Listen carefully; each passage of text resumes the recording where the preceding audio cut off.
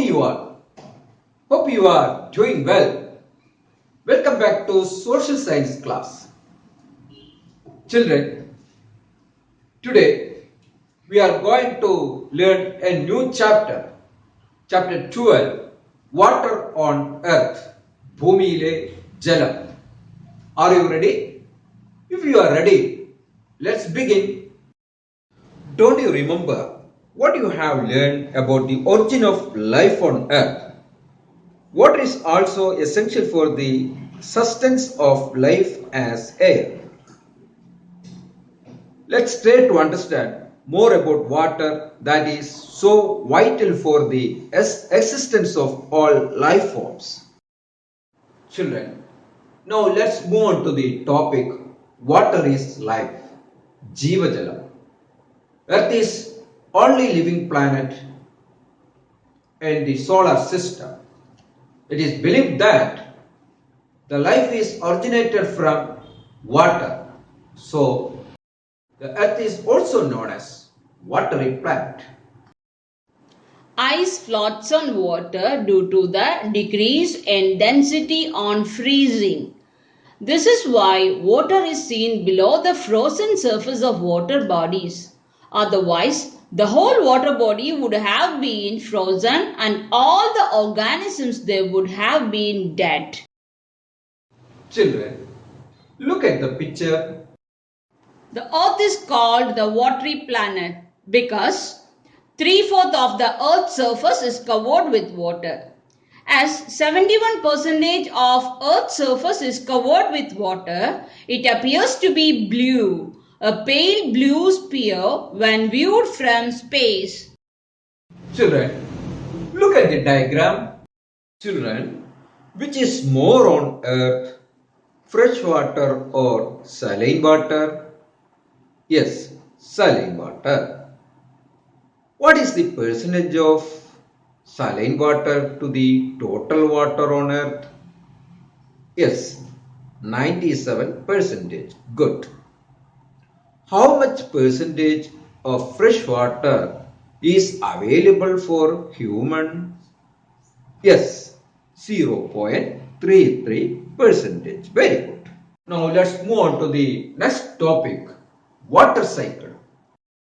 Sources of water can be classified as surface water and groundwater.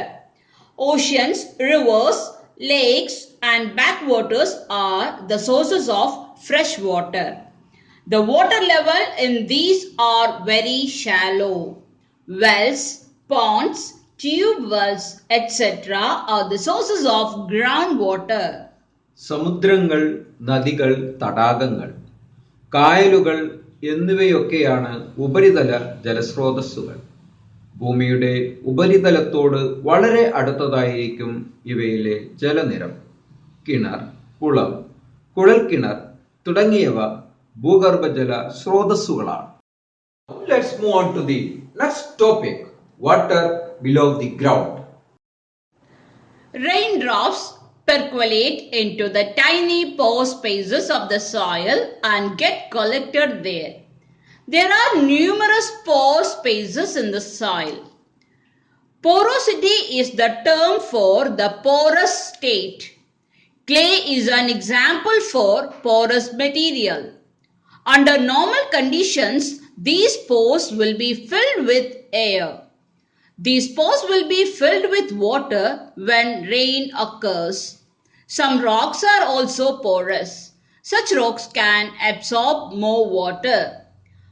But water will be available only at places where the pores in the rocks are interconnected. This is due to the fact that water can move through these pores. This quality of rocks is known as permeability.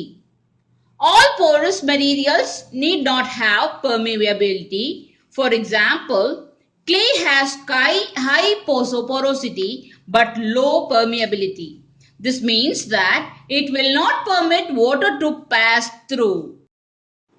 At some places, hot water flows out from the interior of the earth to form springs. They are called hot springs. Such springs are common to Himalayan valleys. Places where fresh water is available in the desert are called oases. Settlements in these deserts are centered around the oases. Now let's study about underground water. Nature has arrangements to store rainwater for rainless periods. Water scarcity will be the result if we disrupt the chances of water to percolate into the ground. Water filled in the pores of the rock fills up the pit through percolation. The abundance of water is because of the fact that all the pores in this zone is filled with water. The surface of the water-rich part beneath the ground is known as water table. The water stored beneath the ground is the underground water. ഭൂമിയിൽ പെയ്തിറങ്ങുന്ന മഴവെള്ളം മഴയില്ലാത്ത കാലങ്ങളിലേക്ക് സംഭരിച്ചു വെക്കാനുള്ള സംവിധാനം പ്രകൃതി ഏർപ്പെടുത്തിയിട്ടുണ്ട്. മഴവെള്ളം മണ്ണിനടിയിലേക്ക് ഊർന്നിറങ്ങാനുള്ള അവസരം നാം തടസ്സപ്പെടുത്തിയാൽ വേനൽക്കാലത്ത് ജലദൗർലഭ്യമായിരിക്കും ഫലം. ശിലകളിൽ സുഷിരങ്ങളിൽ നിറഞ്ഞിരിക്കുന്ന ജലം കിനിഞ്ഞിറങ്ങി കുഴിയിൽ നിറയുന്നു. എല്ലാ സുഷിരങ്ങളും ജലം കൊണ്ട് നിറഞ്ഞിരിക്കുന്ന ഭാഗമായതിനാലാണ് ഈ ജലസമൃദ്ധി. ഭൂമിക്കടിയിലെ ജലസമൃദ്ധമായ ഭാഗത്തിന്റെ മുകൾ പരപ്പാണ് ജലപീഠം അഥവാ വാട്ടർ ടേബിൾ എന്നറിയപ്പെടുന്നത്. ഭൂമിക്കടിയിൽ സംഭരിക്കപ്പെട്ടിരിക്കുന്ന ജലമാണ് ഭൂഗർഭജലം അഥവാ underground water. What are aquifers?